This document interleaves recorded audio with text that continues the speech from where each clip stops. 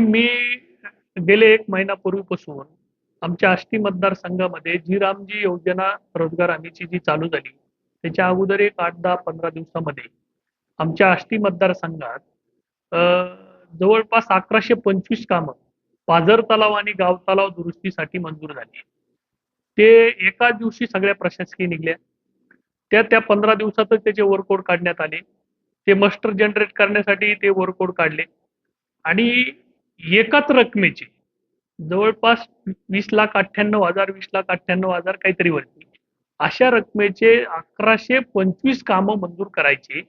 ₹225 कोटी रुपयाची जवळपास ते कामं अंदाजे असायला पाहिजेत आणि हे कामं मंजूर करण्या पाठीमागे अ, आमच्या मतदारसंघाचे लोकप्रतिनिधी सुरेश धस यांनीच हे सगळा उपद्व्याप केलेला आहे, असा माझा आरोप आहे.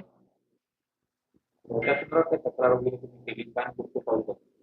मी 20 जुलैला तक्रार केलेली आहे माननीय विभागीय आयुक्त 21 जुलैला आणि माननीय जिल्हाधिकारी साहेब. त्याच्यावर माननीय विभागीय आयुक्त साहेबांनी त्याच वेळेस चौकशी बी लावली होती. 28 तारखेला आयुक्त रोह औरंगाबाद छत्रपती संभाजीनगरचे येणार होते. परंतु त्यांना थांबवण्यात आलं, की काही मतदान नोंदणीचं वगैरे काम चालू आहे. याचं निमित्त देऊन ते थांबवण्यात आलं आणि हे सगळं बनावट डॉक्युमेंट तयार करण्यासाठी या प्रशासनाला वेळ देण्यात आला आणि त्या माध्यमातून काल सहनिबंधक कुणीतरी सोनवणे साहेब त्यांची टीम आमच्या आष्टीला आली होती. त्यांना मी माझं काय मत आहे ते जबाब चौकशीपोटी दिलेला आहे आणि त्यांच्यावर रीतशीर हे सगळे कामं रद्द करावा.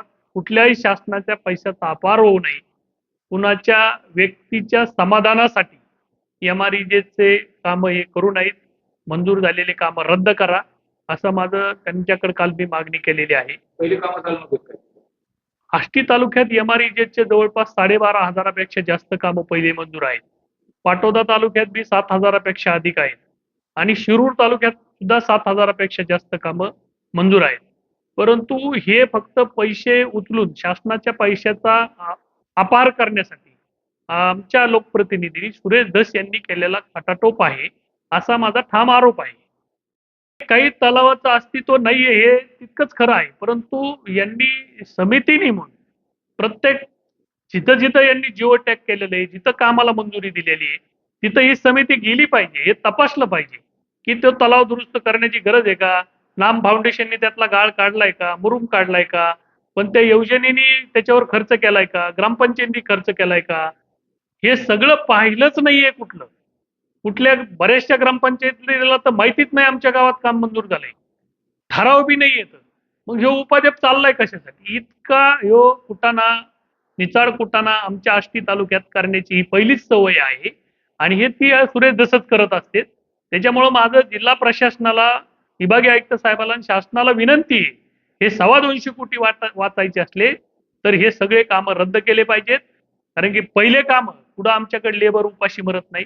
पुढं लेबर इथं घरगुती कामाला ₹1000 रोज देऊन कुणी येत नाही.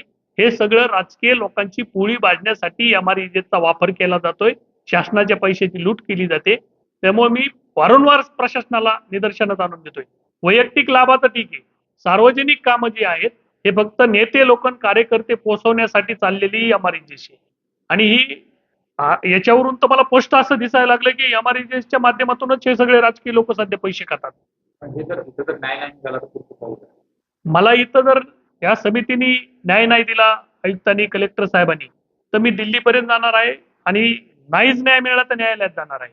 कारण की कायदा एमआरईजेचा सांगतो, पहिलं काम जर एकपेक्षा अधिक मंजूर असेल तर ते काम पूर्ण झाल्याशिवाय नवीन काम मंजूर करायचं नाही. अनेक गावामध्ये 500 काही 300, 200, 100, 50, 20 पेक्षा अधिक प्रत्येक गावात कामं मंजूर आहेत. मग हे परत कामं मंजूर करण्याचा कुणाचा खटाटोप होता? कशासाठी कामं मंजूर केलीत? कुणाची हवस पूर्ण करायची प्रशासनाला? मला काही कळतच नाही. इतकं होऊन बी सुरेश धसांनी स्वतः पत्र दिलंय 6 जुलै ऑगस्टला, की सदर कामं 21 कामं हे बोगस आहेत. त्याच्यात अनियमितता झालेली एक सारखे इस्टिमेट अंदाजपत्रक आहेत, एक सारख्या रकमा आहेत आणि हे रद्द करा. एकीकडे म्हणायचं कामं पूर्ण करा, एकीकडे म्हणायचं कामं रद्द करा, प्रशासनाच्या अधिकाऱ्यांना कारवाई करा. हे सगळं पब्लिकला, जनतेला येड्यात काढून स्वतःची पोळी भाजवण्यासाठी सुरेश धसनी चाललेला खटाटोप आहे.